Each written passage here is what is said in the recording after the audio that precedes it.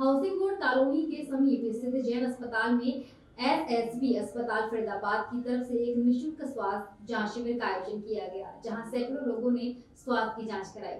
अस्पताल के डॉक्टरों ने बताया कि उनके अस्पताल द्वारा समय समय पर लोगों के स्वास्थ्य को ध्यान में रखते हुए निःशुल्क स्वास्थ्य जांच शिविरों का आयोजन किया जाता है, जिससे इन शिविरों में ज़्यादा से ज़्यादा लोग भाग लेकर अपने स्वास्थ्य की जांच करा पाएं और समय रहते उन्हें यह पता लग पाए कि वह किस बीमारी की चपेट में है और उस बीमारी का वह समय रहते कुशल डॉक्टर के नेतृत्व में अपना उपचार करा सके।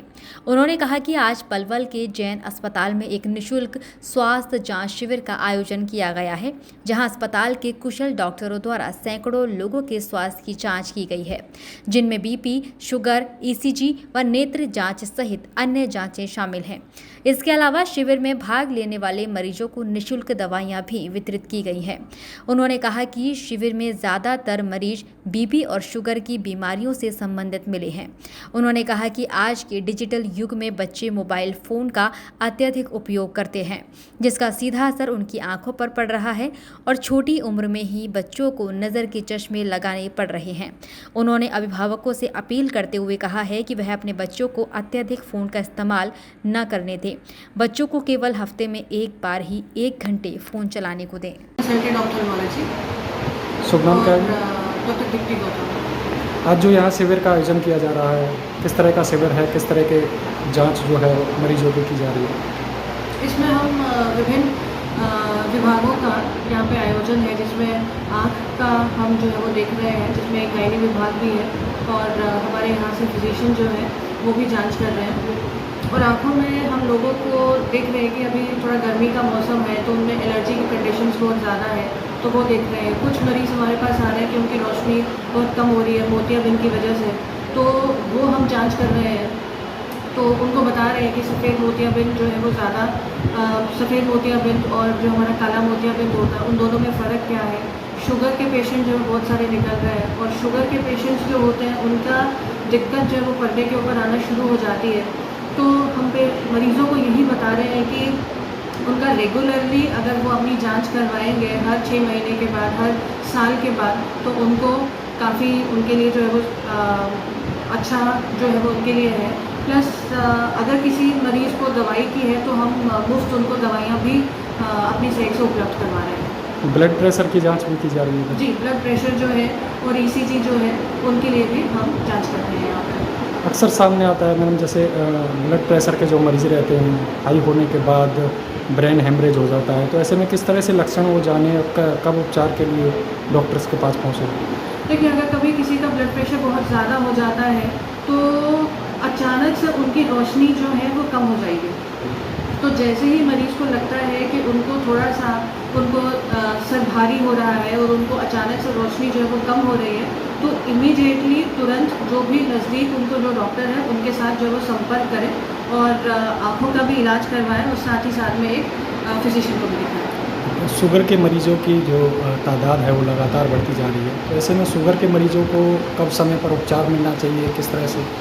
शुगर के पेशेंट को तो सबसे पहला इलाज तो उनको घर से ही शुरू होता है कि जितना ज़्यादा वो अपनी डाइट के ऊपर जो वो कंट्रोल करेंगे और जितना भी हमारे कुछ ऐसे फूड होते हैं जिसमें ग्लाइसेमिक इंडेक्स बहुत ज़्यादा होता है, तो जितना वो कम मात्रा में लेंगे वो उनके सबसे ज़्यादा ज़रूरी है। बाकी रिपीटेडली हर 3 महीने के बाद में हमारा एक टेस्ट होता है जिसको हम ग्लाइकोसाइलेटेड हीमोग्लोबिन करते हैं, तो वो हमें एक एस्टिमेशन जो है वो बता देता है कि मरीज़ जो है वो बॉर्डर लाइन के ऊपर है या फिर उसकी शुगर का लेवल जो वो ज़्यादा है, तो वो जांच करवाना बहुत ज़रूरी है।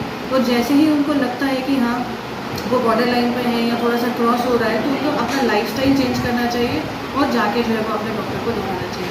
आजकल देखा जा रहा है छोटे बच्चों में जो है रोशनी को लेकर काफ़ी दिक्कतें आ रही हैं, छोटे एज में ही उनको चश्मे चढ़ जाते हैं, कहीं ना कहीं टीवी और मोबाइल फ़ोन का ज़्यादा उपयोग करने से, तो उनको किस तरह की सलाह, किस तरह की अपील पेरेंट्स के लिए करना चाहोगे?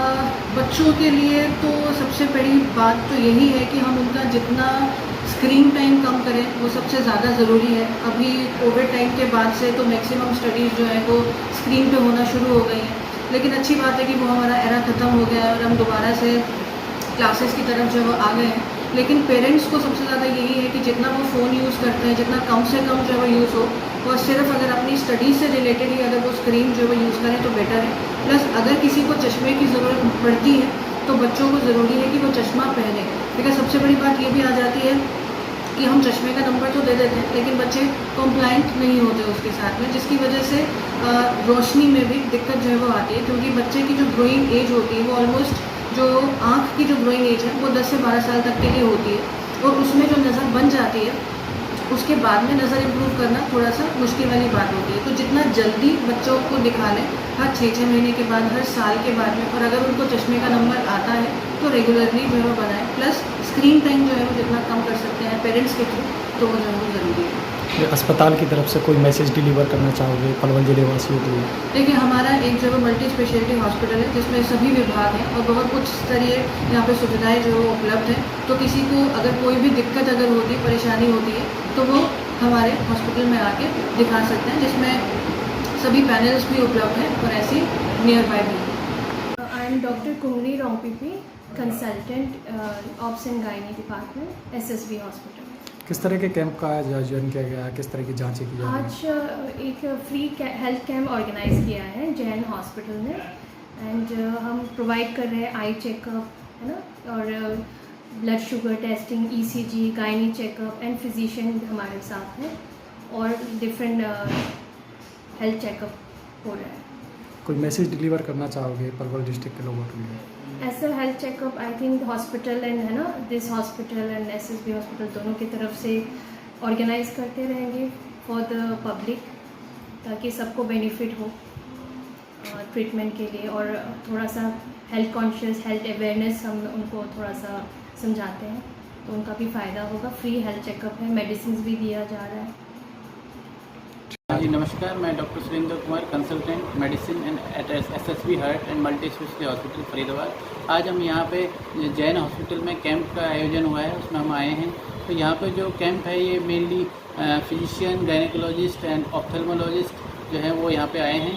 और मोस्टली जो पेशेंट मैंने देखे हैं उनमें अधिकतर पेशेंट्स को डायबिटीज़ और हाइपरटेंशन काफ़ी लोगों को है, जो कि वो अवेयर नहीं है कि उनको शुगर और BP है और इसके बारे में उनको जानकारी नहीं है। तो जो मैंने देखा उनको इसके बारे में बहुत ज़्यादा जानकारी नहीं है अपनी बीमारी के बारे में। मैं उनको बता रहा था कि किस तरह से आप शुगर और BP को किस तरह से इसकी जानकारी लें, किस तरह से कंट्रोल करें, दवाइयाँ कैसे लेनी होती हैं। तो यहाँ पे जो मैं देख रहा था कि जो जानकारी है पेशेंटों की, जानकारी का अभाव है। तो मैं अभी जो पेशेंट देखा हूँ 50 पेशेंट के आसपास मैं अभी तक देख चुका हूँ, जिसमें से 25 से 30 मरीजों को डायबिटीज़ और हाइपरटेंशन था।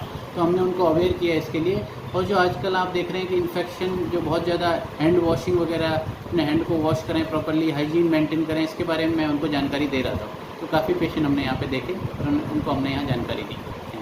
जैसे कि ब्लड प्रेशर के जो मरीज़ रहते हैं, तो कई बार इस तरह की जो है वाक़ये सामने आते हैं कि भी ज़्यादा ब्लड प्रेशर बढ़ने के कारण उनका ब्रेन हेमरेज हो जाता है। तो ऐसे मरीजों के लिए किस तरह की सलाह देना चाहोगे, किस तरह से वो जो पेशेंट आपने जैसे पूछा कि जिनका BP ज़्यादा बढ़ जाता है, तो अनियंत्रित BP पे उनको लकवा, हार्ट अटैक और किडनी खराब होने की संभावना और आँखें खराब होने की संभावना बढ़ती है। तो जो पेशेंट लगातार डॉक्टर के नियमित संपर्क में नहीं रहते हैं या रेगुलर फॉलोअप में नहीं रहते हैं, उनको ये चीज़ होती है। क्योंकि एक बार ब्लड प्रेशर की ये मेडिसिन शुरू होने के बाद उनको नियमित तौर पर डॉक्टर से सलाह लेते रहना चाहिए और अपने BP को चेक कराते रहना चाहिए कि वो नियंत्रित है कि नहीं। तो जो पेशेंट लॉन्ग फॉलोअप को मिस कर देते हैं और फॉलोअप डॉक्टर के पास नहीं आते हैं, उनके साथ जो आप पूछ रहे हैं लकवा वगैरह और ये सारी संभावनाएं उनके पास होती है, उनको रिस्क होता है हमेशा स्ट्रोक का, हार्ट अटैक का, किडनी खराब होने का।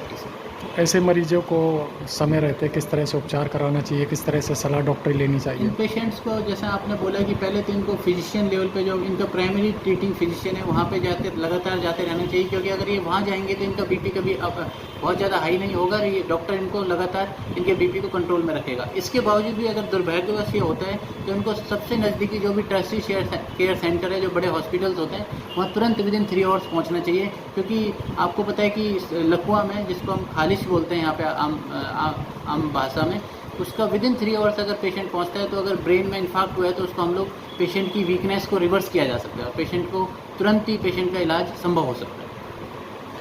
आँखों की रोशनी को लेकर भी चेकअप किए जा रहे हैं। तो कई जैसे आजकल बच्चे हैं उनमें ज़्यादातर इस तरह की बातें सामने आ रही है कि छोटी सी उम्र में चश्मे चढ़ जाते हैं। यस, जैसा आपने पूछा कि बच्चों को, क्योंकि आपने देखा होगा कि बच्चे आजकल स्क्रीन टाइम जो है, जो आपको पता है कि TV हो या मोस्टली फ़ोन, कोई भी बच्चे जो हैं फ़ोन को अधिकतर फ़ोन के साथ चिपके रहते हैं, बहुत ज़्यादा फ़ोन पे रहते हैं, और जो पेरेंट्स होते हैं वो भी उनको फ़ोन दे देते हैं क्योंकि वो एक कंफर्ट जोन हो जाता है, बच्चा फिर उनको परेशान नहीं करता है। लेकिन मेरा सुझाव यही है कि बच्चे को एक सप्ताह में 1.5 घंटे से ज़्यादा फ़ोन नहीं देना चाहिए, यार ये WHO की गाइडलाइन है। इससे ज़्यादा फ़ोन देने पर उनकी आंखों पे असर पड़ता है और उनको दिक्कत होती है, और इसके बारे में हमारे यहाँ पे हमारी ऑप्थेल्मोलॉजिस्ट आई हैं जो कि ये जानकारी दे भी रही है।